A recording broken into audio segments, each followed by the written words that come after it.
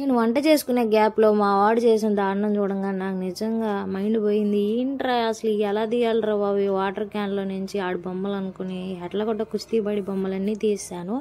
ఇంకా చెన్నైలో 3 days నుంచి క్లైమేట్ అంతా చేంజ్ అయిపోయింది కదా, ఫుల్ వర్షాల వల్ల అసలు ఎండే లేదు. ఇంకా ఎమర్జెన్సీగా ఏపీకి స్టార్ట్ అవ్వాల్సి వచ్చింది. ఇంకా బట్టలన్నీ ఆరేసి 4 ట్రిప్పులు అనుకుంటా పైకి కిందకి తిరిగి ఇంకా అవన్నీ మడిచేసి ఇంకా సాయంత్రం కార్తీక మాసం కదా ఇంకా పూజ చేసుకున్నాను. చాలా ప్రశాంతంగా అనిపించింది.